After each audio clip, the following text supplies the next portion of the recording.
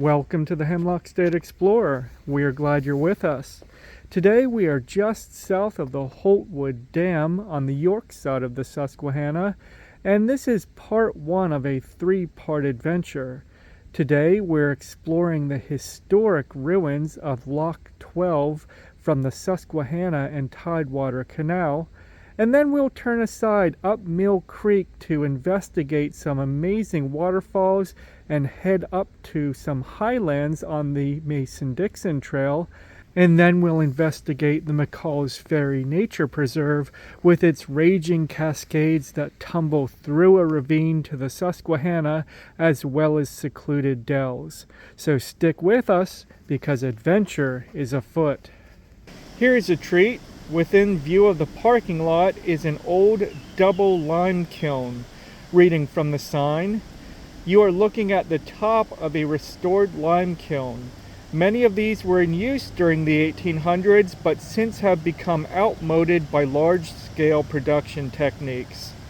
This double kiln has two circular pots constructed of schist stone, which is common in the lower Susquehanna region. Continuing, the schist stone that held limestone as it was being burned down into lime. Double pots allowed for increased production. To produce lime, iron bars were laid across the bottom of the pot, then alternate layers of 6 inches of small coal and 16 to 18 inches of limestone rocks were laid to the top of the kiln. The kiln was then covered and burned for about 2 weeks. After it had cooled for 1 week, the iron bars were removed, the burned lime fell and was shoveled out of the bottom. Much of the lime produced here was shipped via the canal to other areas. The blue blaze on this linden tree indicates that we're on the famous Mason-Dixon Trail, which runs all along the Susquehanna in this region. We're about to cross a somewhat rickety looking, at least leaning, wooden bridge. Some of the boards look thin but stable. We've had a lot of rain recently, so the stream is high and raging. The Susquehanna, which you can see just beyond that tree, some light coming through. The Susquehanna is high and muddy, which we'll see shortly, and we are approaching the historic Lock 12, one of the best preserved locks on the Susquehanna Tidewater Canal. This is the historic lock number 12 of the Susquehanna Tidewater Canal, which was really a major transportation route before the days of railroads. In these days, road travel really was not your best option. It was difficult at best. This was the heyday of the canals. The Susquehanna and Tidewater Canal ran along the Susquehanna River for 45 miles between Wrightsville, Pennsylvania, and Havre de Grace, Maryland, which is, of course, at the mouth of the Chesapeake Bay. The canal was built from 1836 to 1839 and opened in 1840, and it carried lumber, coal, iron, and grain bound for Baltimore, Philadelphia, and New York. The canal was in operation until 1895.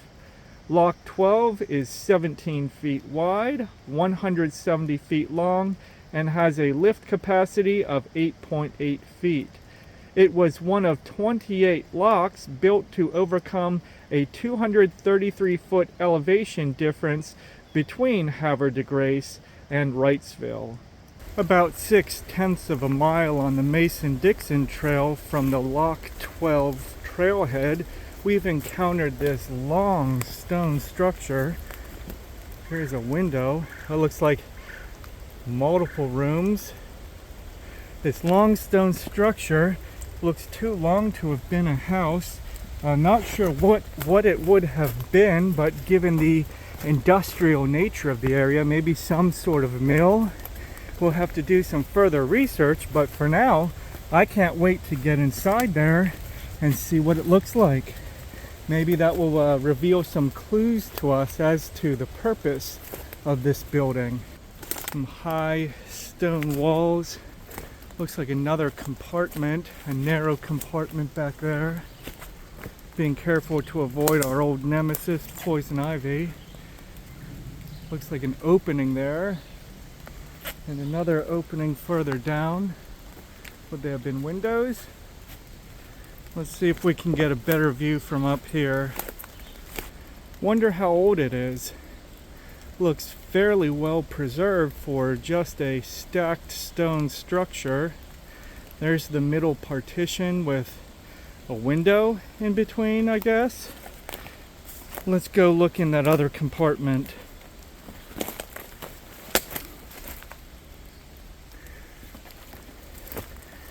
Climb up over this low wall.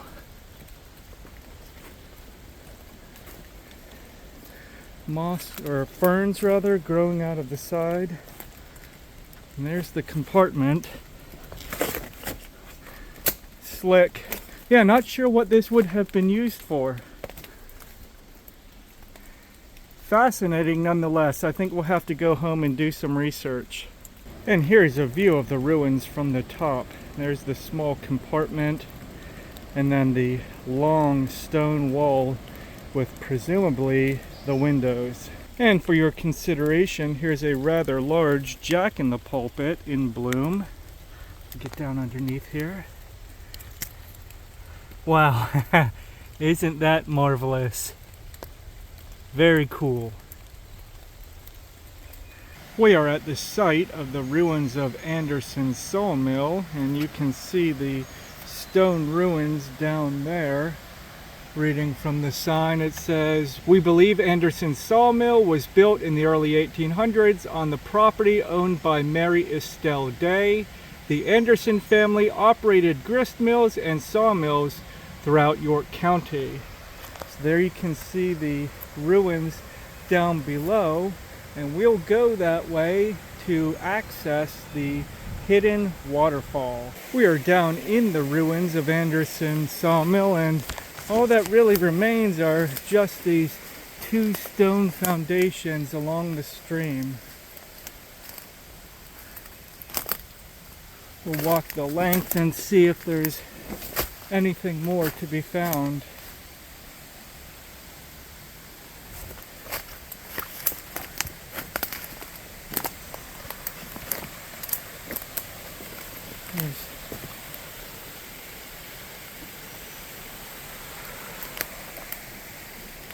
Well, that looks to be about it. Okay, let's continue to the hidden waterfall. From the gravel road above, which leads to the Mill Creek Trail area, we could hear and see this waterfall, but the way to get here was not apparent. We went back to the lime kilns and followed the split rail fence to the sign marking the location of the sawmill and followed the rock cliffs back. It was difficult going, tramping through brush and Japanese knotweed and navigating the side of the cliff, but we'll mark the location on our map at hemlockstateexplorer.com and leave a track for you, so if you are adventurous and stout-hearted, you can come here as well, but it is so worth it. Thanks for joining us on part 1 of our adventure at the historic Lock 12 area. But don't go anywhere just yet, because we have part 2, the Mill Creek Trail, and part 3, McCall's Ferry Trail, both of which have exceptional waterfalls and cascades and beautiful hiking along the Susquehanna Riverlands. You can check out that and all of our adventures at hemlockstateexplorer.com.